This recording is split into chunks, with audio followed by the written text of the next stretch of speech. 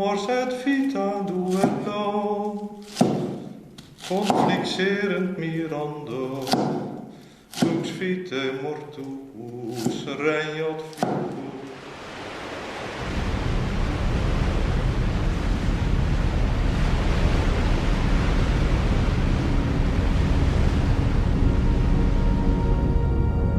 In this year, dire portents appeared over Northumbria and sorely frightened the people. They consisted of immense whirlwinds and flashes of lightning, and fiery dragons were seen flying in the air.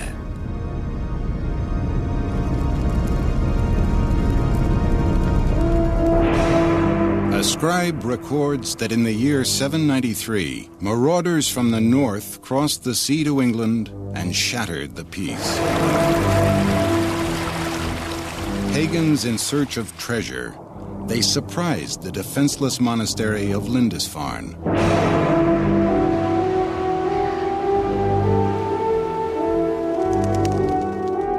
For Christian Europe, the blackest hour of the Dark Ages was about to strike.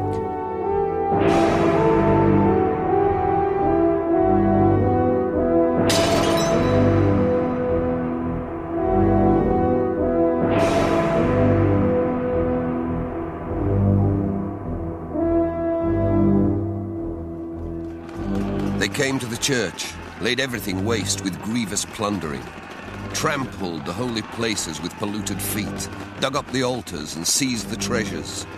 They killed some of the brothers, some they took away with them in fetters, and some they drowned in the sea.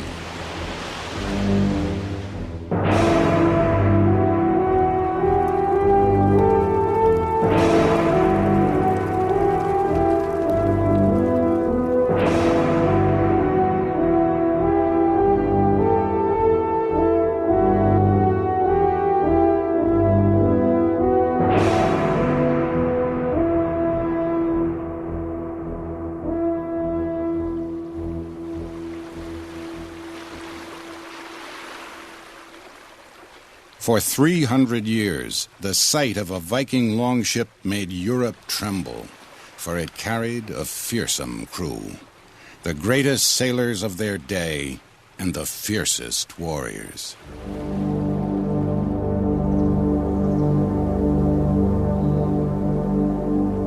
From the lands now called Norway, Sweden, and Denmark, young men sought their fortune at sea. Some went in peace to settle new lands, some went to trade, some to plunder.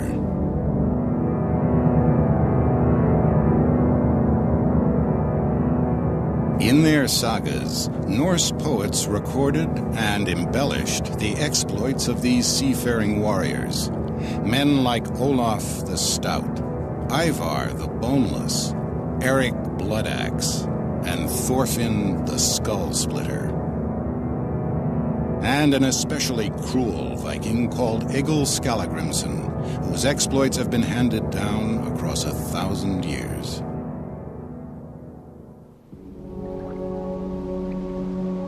Egil's father was from Norway, but having backed the wrong side in a dispute, he had been forced to flee to Iceland. There was plenty of driftwood to be had, so Egil's father built and ran a farm, from where his men went out fishing and seal hunting and collecting the eggs of wildfowl.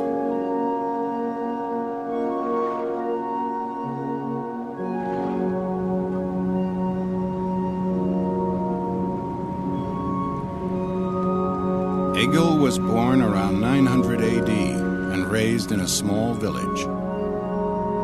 Just a few huts and longhouses.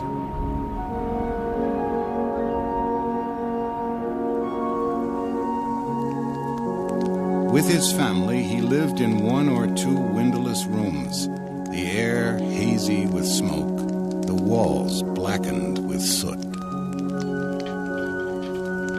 An Arab trader from a more civilized land was shocked by some of the Viking customs he witnessed. Anyone who slaughters an animal by way of sacrifice has a pole outside his house and hangs the sacrificed animal there. I have never heard such horrible singing. It's like a growl coming out of their throats, like the barking of dogs, only much more beastly. If a weak child is born there, it's thrown into the sea to save bringing it up. Egil was by no means a weak child. Like other boys, he played at war and watched in awe as his elder brothers and his father went off each spring to adventures Egil could only imagine and envy. It soon became obvious that Egil was going to be just as black-haired and ugly as his father. By the time he was 3 years old, he was as big and strong as a boy of 6 or 7 years. When it came to playing with the other lads, he was a hard one to handle. The saga records that at the age of 6, Egil lost a competition to a boy called Grim. The humiliation was unbearable. He ran up to Grim and drove the axe into his head right through to the brain. His mother said that Egil had the makings of a real Viking, and it was obvious that as soon as he was old enough, he ought to be given fighting ships.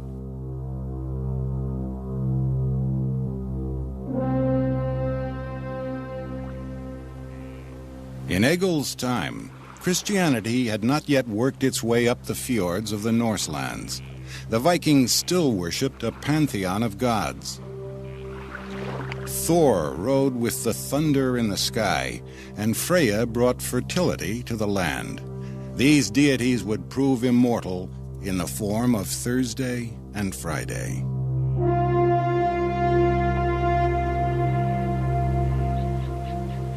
Warriors charged into battle, shielded by Odin, god of war.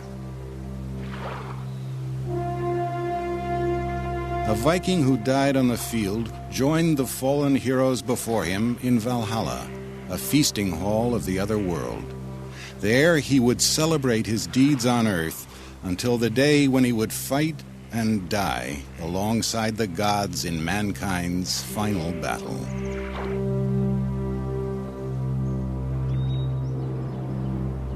His destiny already ordained, Egil spent his childhood wrestling, dueling, and hunting, perfecting the makings of a real Viking.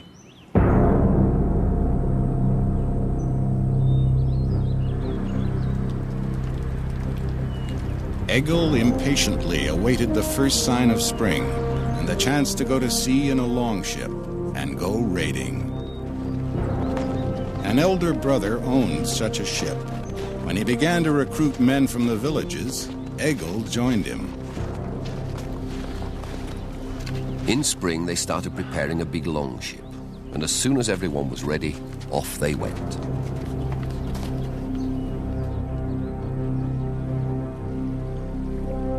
The skill of every warrior would be tested anew in the months at sea. Young Egil himself was embarking on a voyage that would change his life. The word Viking means men of the inlet. As boat builders, these men were unrivaled.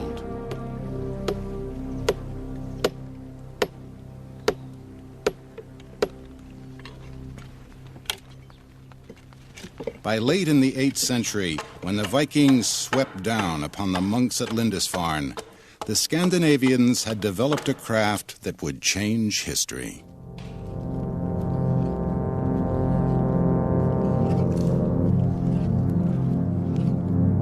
Whether 60 feet long or 120, a warship's keel was carved from the stout trunk of a single oak. With a broad hull and a shallow draft, such ships penetrated far upriver and could be beached almost anywhere. Water, usually a barrier that kept enemies at bay, became for the Vikings a highway to invasion. To them, their vessel was a creature unto itself. They gave it names like Long Serpent and Raven of the Wind. Christian monks indeed saw snakes and dragons flying through the air. Overlapping planks of oak or pine were nailed, pinned, or lashed to the hull. The planks were caulked with tarred animal hair. In rough seas or rainstorms, the ships remained watertight. Under sail, these ships could make 10 knots. Against the swift longship, there was no defense, for the Vikings had mastered not only the element of water, but of surprise. A French monk lamented, "The Vikings overrun all that lies before them, and none can withstand them." Before long, Egil had risen to command his own ship.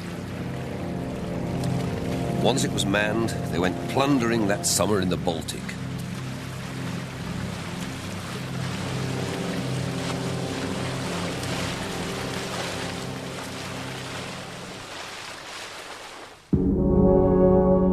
During long stretches at sea, Egil and his crew would pass the time playing board games, such as Capture the King.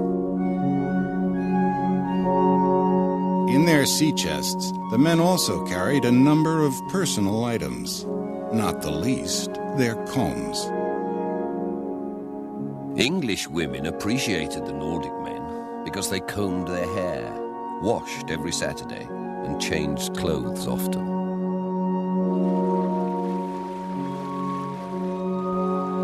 After making many raids and winning a great deal of loot, Egil sailed into the Baltic to Courland, in what is now Latvia. For 2 weeks, he and his shipmates traded peacefully. Just as suddenly, Egil changed tack and sailed away to resume plundering. One day, Egil and his comrades put in near a large estuary that lay beneath a vast area of forest. They decided to go ashore and divide into groups, each of them 12 strong. The men took up their weapons and headed inland.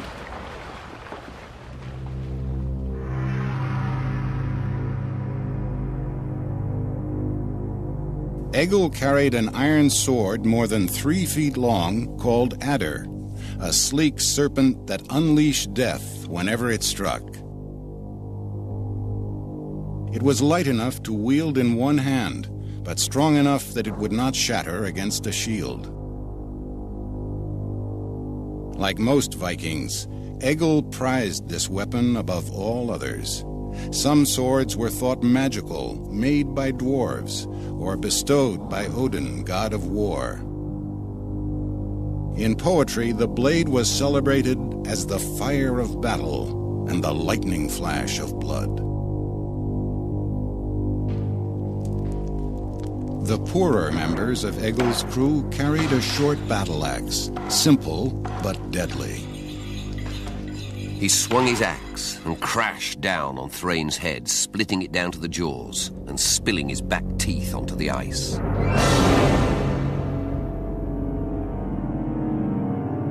Warriors who could afford to wore an iron helmet, which, despite legend, was never horned.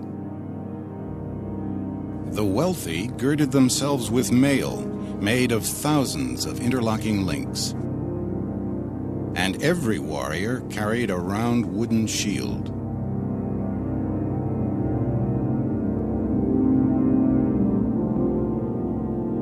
The most feared Vikings, even amongst their own comrades, were the legendary berserkers, or bearskins. Named for the bear or wolf skins they wore, these men were endowed with gifts from the gods, powers thought to blunt swords and stop the flight of javelins. From these fanatical warriors, we have the word berserk.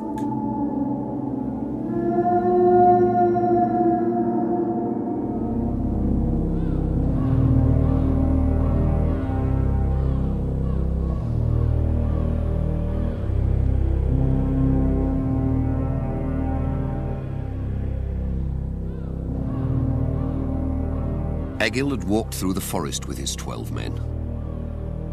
Not far away was a farmstead, so they made for it. and on reaching it, they charged into the building. I've borne the blood-stained sword and bitter spear shaft, the raven at my right hand. As we raiders strove forward, burning for battle, we made their barns blaze. Gory at their gates groaned those fast sleepers.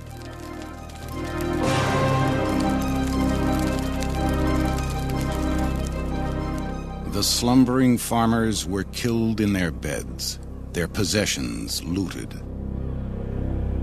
Each man gathered his own load and carried it out. Egil picked up a big jewel case, and with that under his arm, he went with his men towards the wood.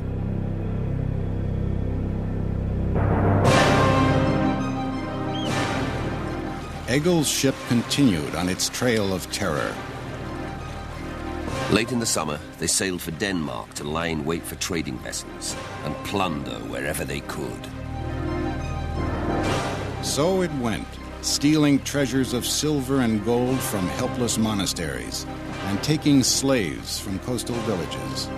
But having amassed great wealth, Viking raiders sometimes chose not to fight, but trade.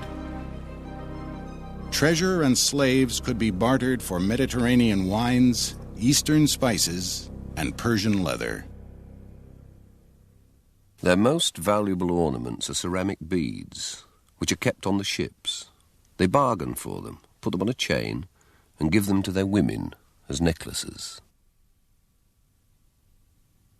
As traders and seafarers, the Vikings left their mark throughout Europe. Russia owes its name to Norse traders called Rus. Normandy, too, was settled by the men from the north.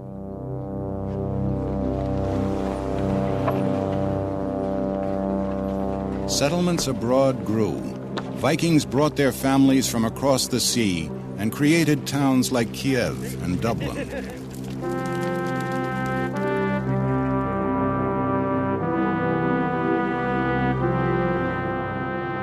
Journeying far to the east, Viking mercenaries formed a bodyguard to the Christian emperor of Byzantium. Inside the Hagia Sophia Mosque in Istanbul, a bit of graffiti proclaims, "Halfdan was here." Most daring of all, the Vikings are believed the first Europeans to have crossed the Atlantic, predating Columbus by 500 years.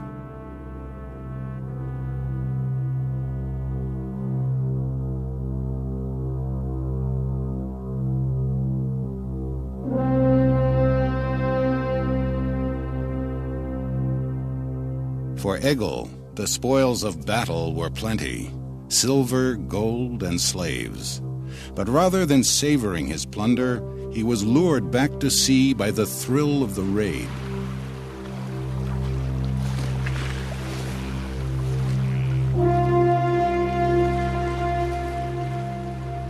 As generations of Vikings descended upon the coast of Europe, their reputation spread far inland. When the King of Scotland declared war against the King of England, England's Athelstan sought help from the very Norsemen who had raided his shores. One of his mercenaries was Egil.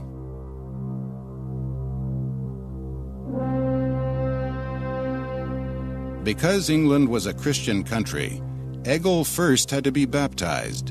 Then, with 360 fellow Vikings under his command, he joined the English king. Athelstan challenged his opponent to a pitched battle. It was the custom in those days that once a field of battle had been declared for a king, he could not honorably wage war until the battle had been fought. At the appointed time, both armies engaged. Egil marched ahead, urging them forward and brandishing the sword adder, striding in front and hewing men down left and right. He led the men into the thick of the battle, pressing forward. Egil recorded such battles in poetry. The warlord weaves his web of fear. Each man receives his fated share. A blood-red sun's the warrior's shield. The eagle scans the battlefield. Then Egil and his troops caused utter havoc by attacking the Scottish king's unguarded flank. The whole column gave way and began to disintegrate, and the Vikings raised the cry of victory.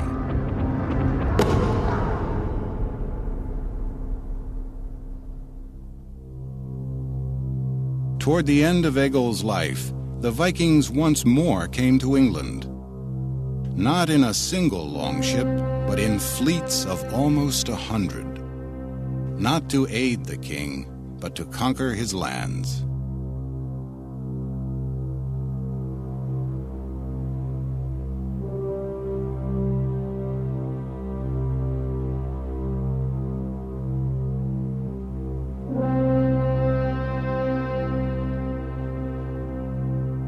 For this race of warriors, death came early through disease or battle. The warrior would be buried with his weapons and perhaps a prize horse or a favored slave girl.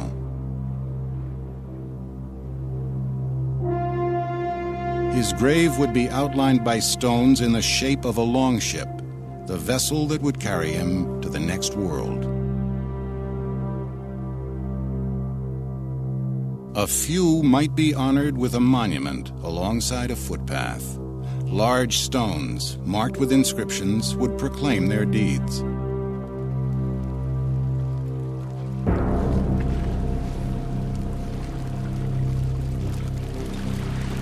The greatest warriors received the highest honor of all, a boat burial, provisioned with riches for the journey to Valhalla. For Egil, death came slowly. I flounder by the fireside, ask females for mercy. Time passes tediously. I tarry here alone, an old, senile elder.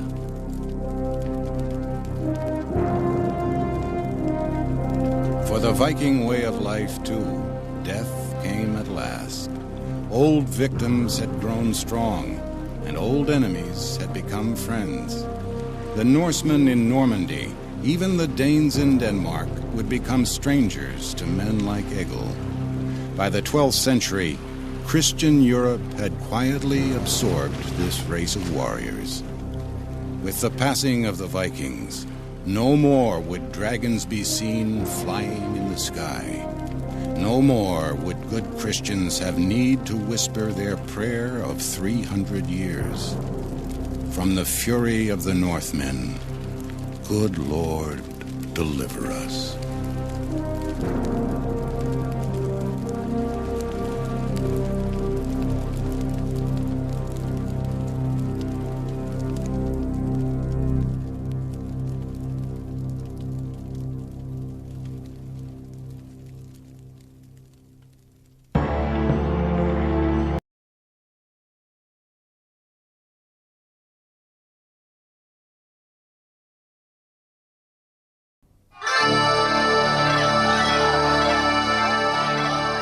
In the Scottish Highlands, where hatreds are as old as the hills, men die easier than feuds. Where clan fights clan, only one hatred can unite them, their hatred of the English.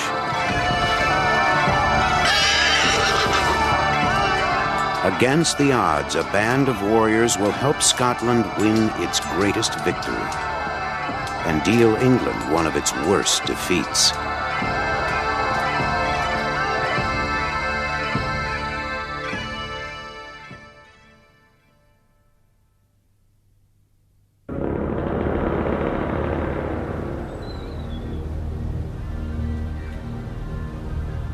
As the 14th century dawns, Scotland is at war with itself. Far from king or court, men settle quarrels with the sword.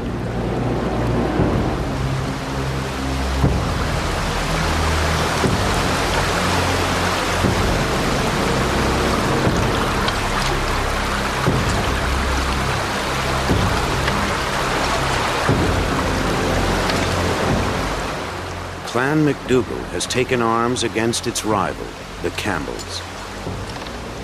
Their goal, the most prized possession in this bleak land.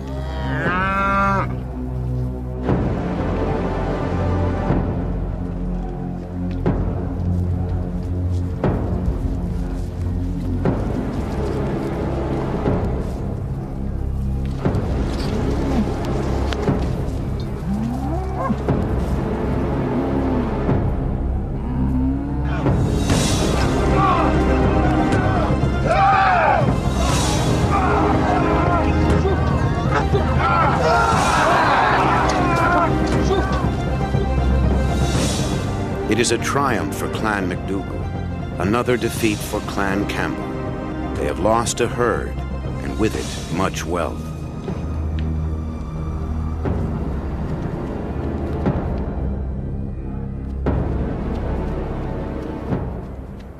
As the Campbell survivor flees for home, misery is a familiar companion. Once more, his clan has been beaten by their age-old enemy, an insult they won't be quick to forget. But revenge will come sooner than they expect from an unlikely quarter.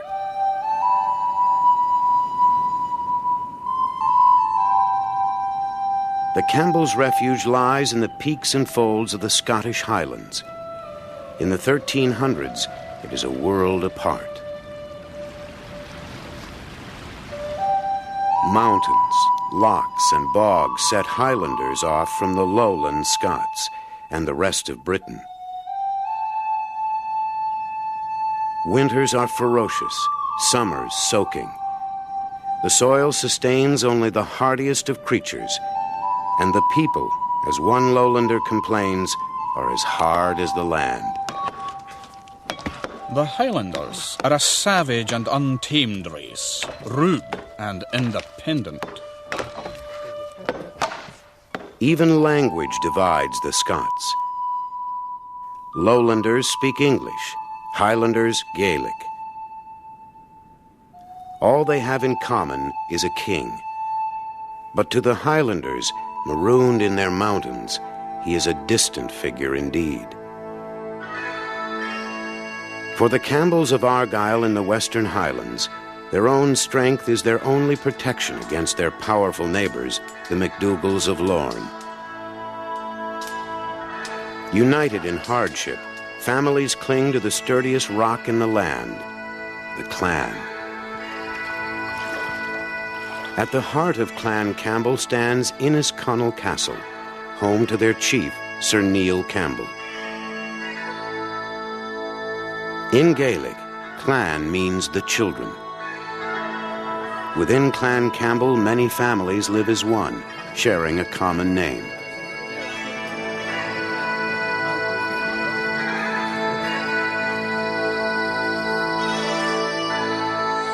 Even the poorest Campbell is welcomed in.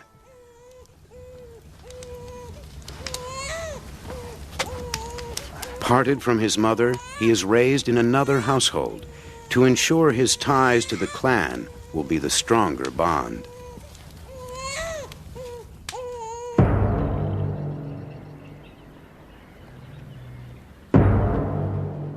Into the isolated life of the Campbells, change suddenly comes when a stranger arrives.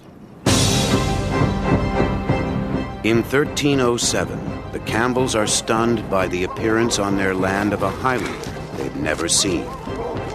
Robert the Bruce in name, King of Scotland, but a king who has come begging to his subjects.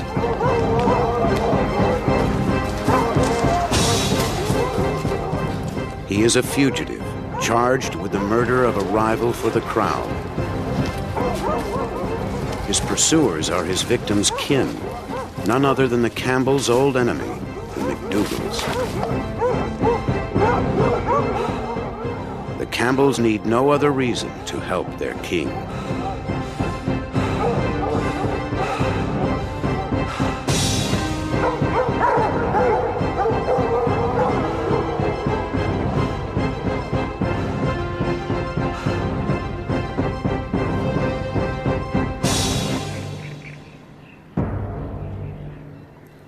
Within a year, with Campbell's at his side, Bruce brings weaker clans under his control.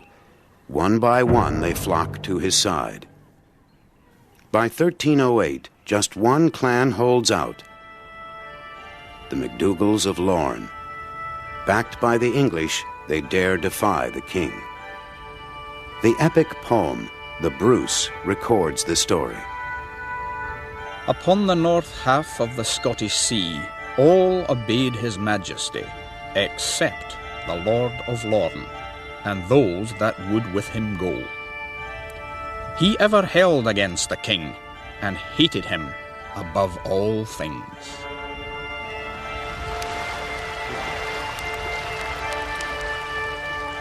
With an old score to settle, the Campbell chieftain summons his men. Their ranks are swollen by broken men. Outlaws from their own clans, they have found a new home with the Campbells. Every man, Campbell by birth or by bond, will share the dangers of battle and the spoils.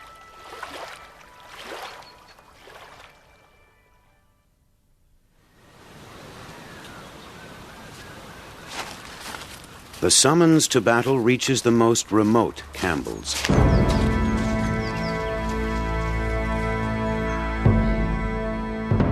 It's a 2-day march to his chief's castle, yet the Highlander travels lightly.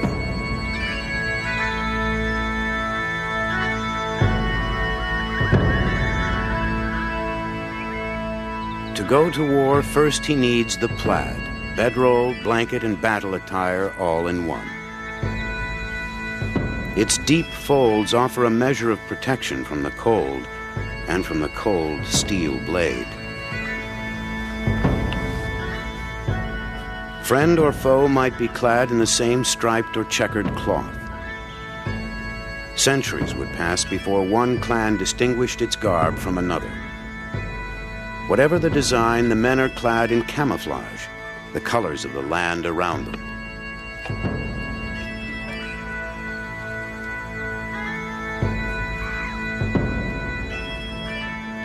The poorest Campbells wear a lin, a plain linen shirt coated with grease or fat to make it waterproof. A small leather purse or sporran hangs from the waist. For most of the year, from his mid-thigh to his feet, the warrior wears nothing at all. In the bitter cold, Highlanders earned their lowlands nickname, Redshanks.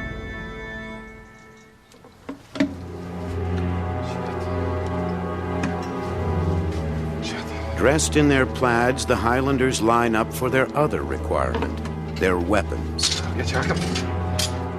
Most rely on their chief's armory.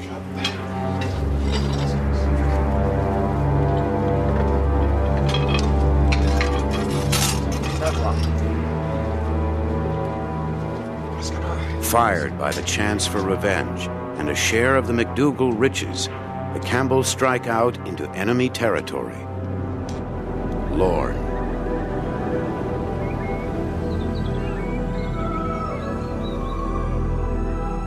Their path takes them through a wild mountain landscape, the Pass of Brander, a sheer cliff plunging into Loch Awe.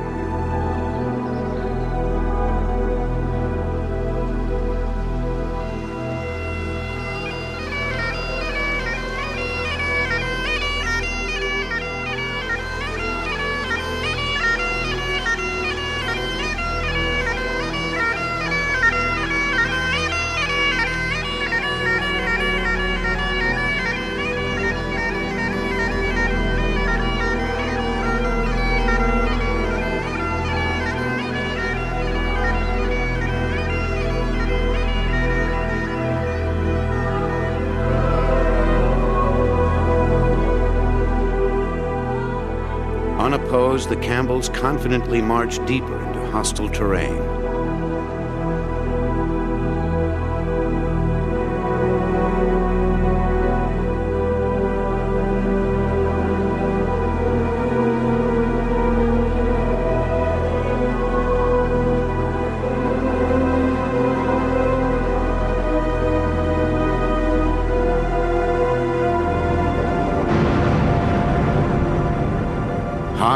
cliffs of Ben Cruachan, the MacDougalls lie in wait.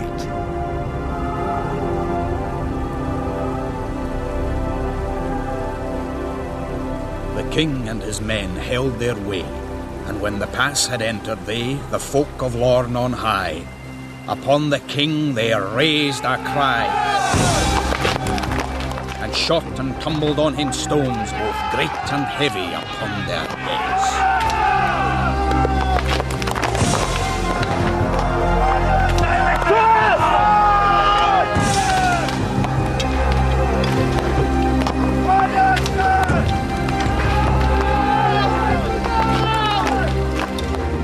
Minutes into the fight, the attackers are themselves attacked.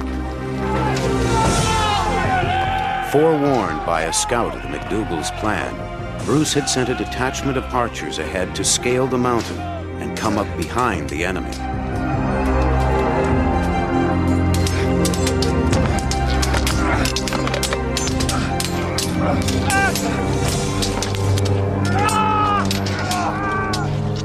The MacDougalls find themselves fighting on two fronts.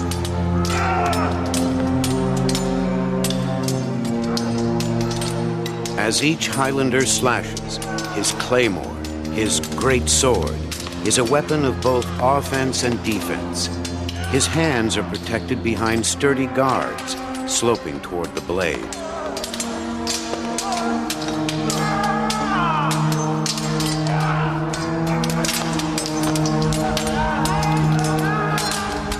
In the hands of any man strong enough to wield it, the Locharbor axe, up to 7 feet long.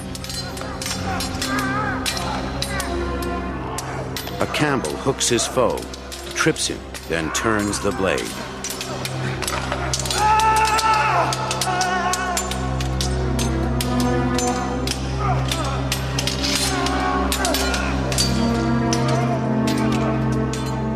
When fighting is too close for swords, men reach for their dirk, a foot-long dagger honed razor sharp.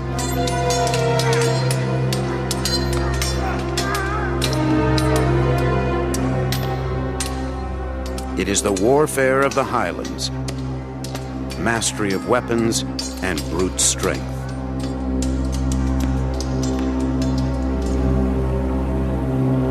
The Campbells turn ambush into victory. Now they fan out across Lorn, seizing cattle and land. The rest of the MacDougalls escape south toward England. One final reward falls into Campbell hands: Dunstaffnage, the MacDougall castle. Yet the fighting has just begun, as the Highlanders brace for a greater threat. While clan was fighting clan, the English seized footholds in Scottish cities and castles.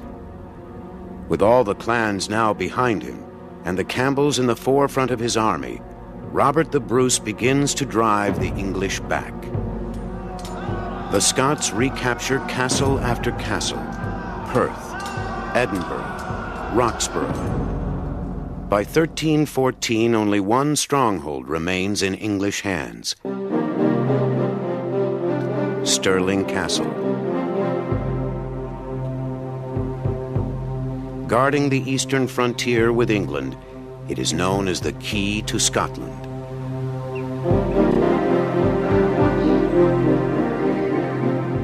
Clans from all over Scotland stream to Bruce's side. The Campbells are surrounded by unfamiliar faces, old enemies, even lowlanders. 6,000 strangers, united in hatred of the English.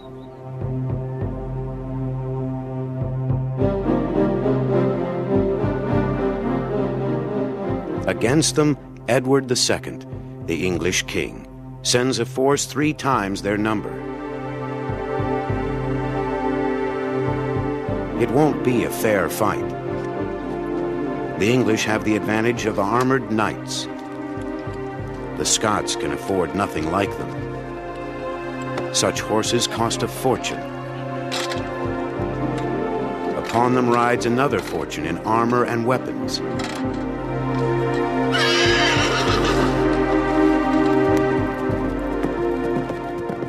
Scottish hopes rest on supreme discipline and a simple piece of wood.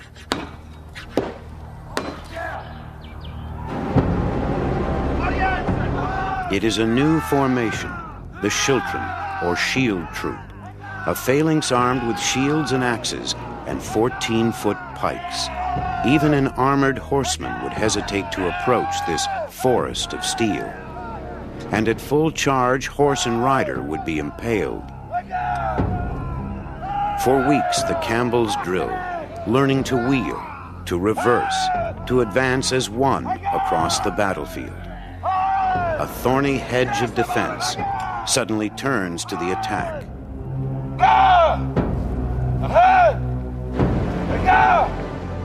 It is a new discipline for the Campbells, a far cry from the unruly warfare of the Highlands, and a surprise for the English when they reach Stirling.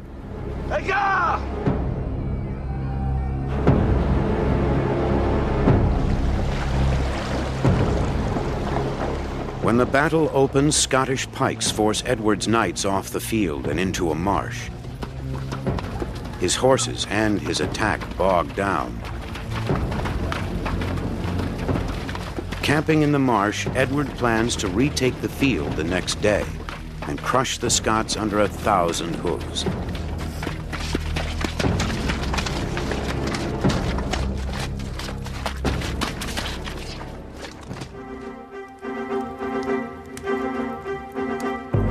That night, the Campbells hear a rousing speech from their king. They have come here, trusting in their great power, to seek us in our own land, and have brought here, right into our hands, riches in such great plenty, that the poorest of you shall be both rich and mighty thereby. He gives them a grand cause to fight for, a free Scotland, and one just as dear to their hearts, English loot.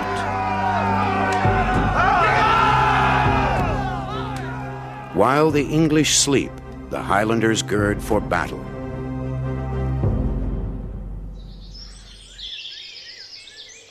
At dawn, the English are still camped on the marsh, and there the Highlanders surprise them. The Campbells take their positions alongside Bruce's pikemen.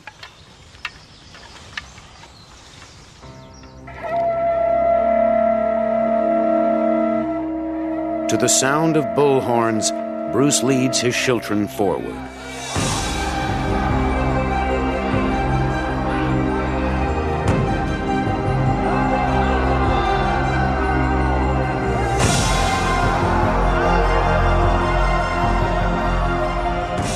As the wall of pikes bears down, some of the English knights charge with more eagerness than wisdom.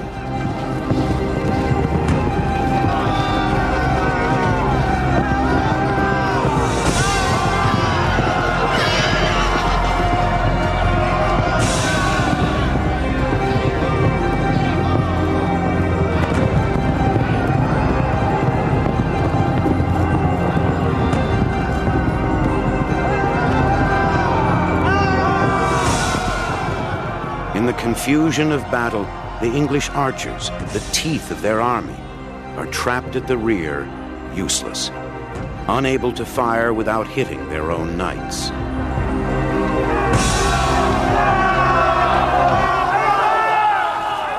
The Scots drive the English deeper into the marsh, fighting on familiar soil for their own land.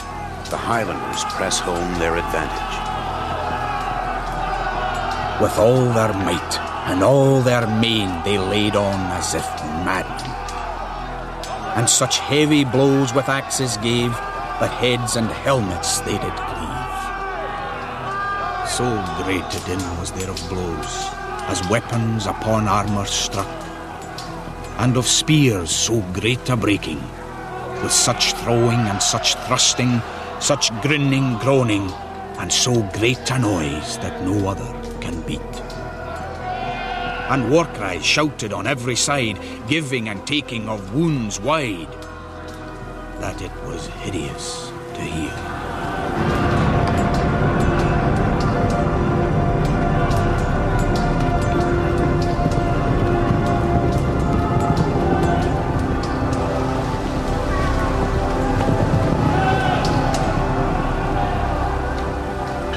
So many horses and knights lay drowned, it was said, that a man could pass over the stream called the Bannock Burn without wetting his feet.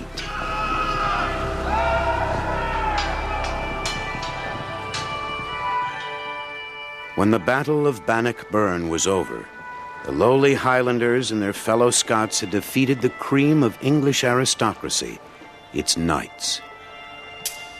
700 pairs of spurs were displayed in triumph. During the entire Middle Ages, Bannock Burn was the worst defeat the English ever suffered. As the Highlanders returned home, they carried with them 3 trophies: English plunder, a newfound pride, and a giant step toward keeping Scotland free.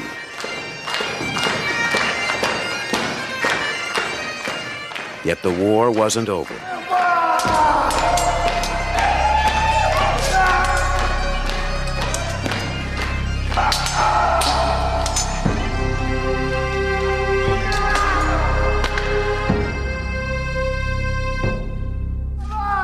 Fourteen more years of bloodshed would pass before England would acknowledge the new king to the north, Robert the Bruce.